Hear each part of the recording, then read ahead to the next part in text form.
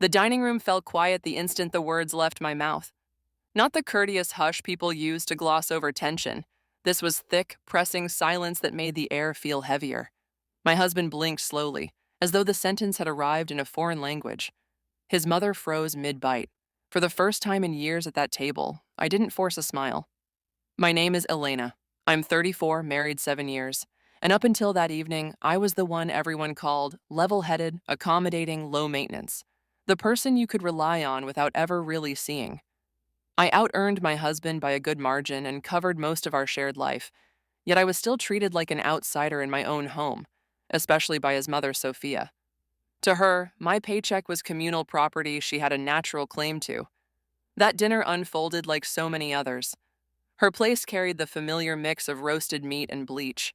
The table was laid with unnecessary ceremony, as though we were guests being evaluated. Sophia began with her usual questions, polite on the surface, barbed underneath. "Elena, darling, are those year-end bonuses still so unreliable?" she asked, glancing toward my bag on the chair.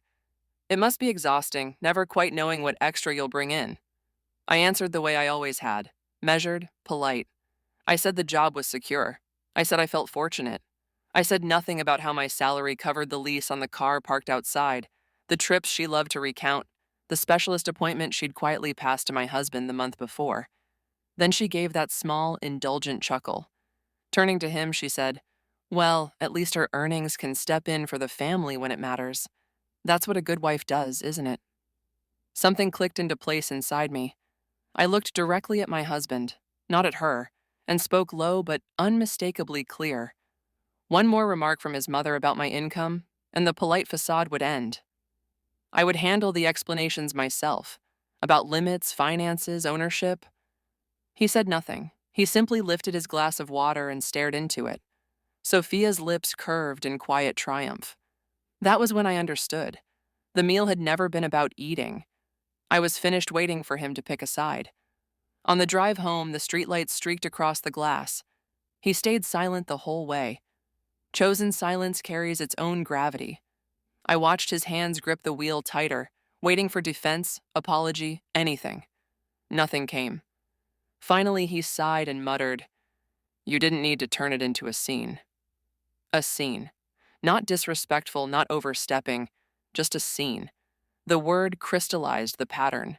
Sophia had always packaged her remarks as worry, as gentle nudges about generosity, light teasing about how fortunate I was compared to him. And every time, he minimized it. "She doesn't mean it that way. Let it go. Family is family."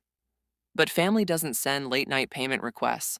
Family doesn't forward contractor estimates with thoughts. Family doesn't treat your salary like an open trust fund. Lying beside him that night, staring at the ceiling, I saw it clearly. The pressure wasn't careless. It was deliberate. I had simply chosen not to notice. The first fracture appeared a week later, presented as simple logic. Over morning coffee, he mentioned casually that Sophia was considering a smaller place. He said it like passing news about the forecast. Then he added she might need help covering the difference for a little while. The "we" in his sentence landed like a stone. I asked the amount. He hesitated. That hesitation said more than the figure ever could. When he named it, the number hovered just under my monthly take-home. Not from savings, not bonus money, mine. I let out one short, startled laugh. "And you already said yes?" He frowned. "I said we'd discuss it." But I had learned that discuss was only the prelude to agreement. That evening, I logged into our joint accounts. The little transfers I'd once overlooked now formed a tidy trail. Bills I never incurred, services I never used, vague miscellaneous entries. It wasn't one dramatic theft. It was 1,000 normalized drips. And the cruelest detail? He assumed I would never look closely enough to notice. The public version arrived the next Sunday at Sophia's birthday gathering. Relatives, friends, people who preferred harmony over honesty. I arrived in a plain dress, neutral expression, silent. I observed. I listened. I mapped the doors. Halfway through cake, Sophia rose and lifted her glass. "I want to give a special thanks to Elena," she said, voice warm, eyes bright, "for being the kind of supportive wife who understands that once you're married, money belongs to the family. Laughter murmured around the table, soft and approving. My husband smiled, genuinely smiled. Something in my chest went still, precise, final. No one would meet my gaze. I had become an abstraction, the provider, publicly thanked. I stood, raised my own glass. To clarity, I said evenly, because confusion thrives when people help themselves to what was never offered. The room stilled. Sophia's expression faltered. My husband hissed, "Elena, sit." I remained standing. That was the instant they understood I was no longer playing along. I didn't break down afterward. That surprised me most.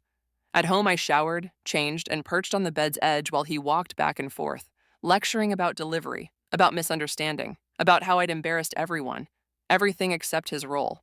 His voice washed over me like background noise. My mind was already elsewhere. True calm arrives when the choice is final.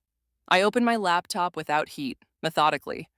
I cataloged contributions, income streams, payments made, permissions I'd granted because trust seemed easier than boundaries.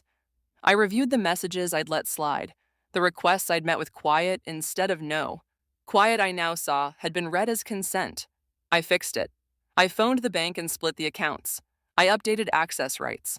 I composed one email, courteous, factual, emotionless, detailing expectations moving forward and requesting reconciliation of past use. No drama, just precision. When he noticed, he stared as though I'd begun speaking another tongue. I gave him a small smile. "It's under control," I said. 3 days later, her call came, voice syrupy. "Elena, sweetheart, there's an issue with this month's transfer." I let the pause linger. "There isn't," I replied. "The arrangement was temporary. It's been adjusted." Her tone sharpened. "We were relying on that." "I'm aware," I said. "That's why the email went out.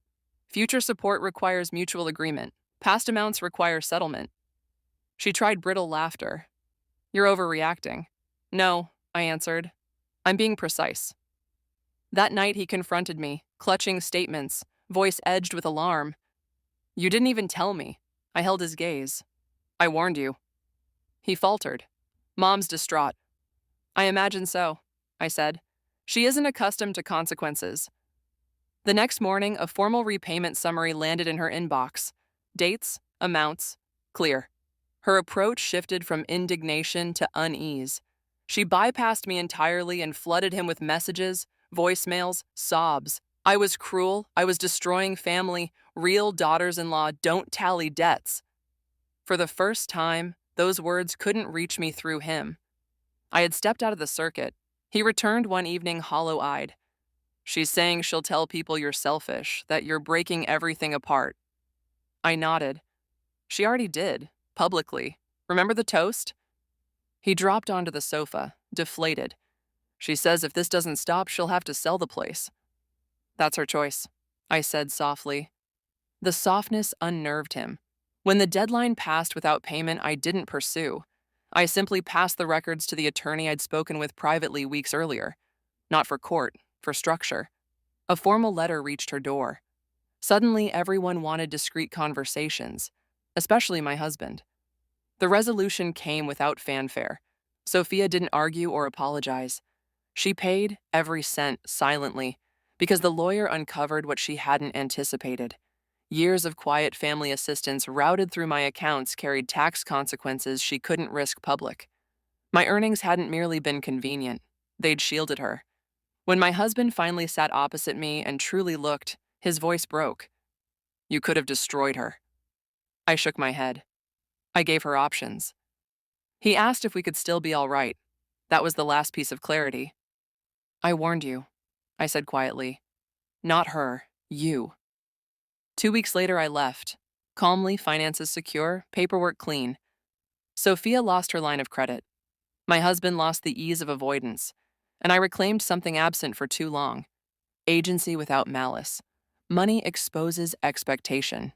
Boundaries expose truth.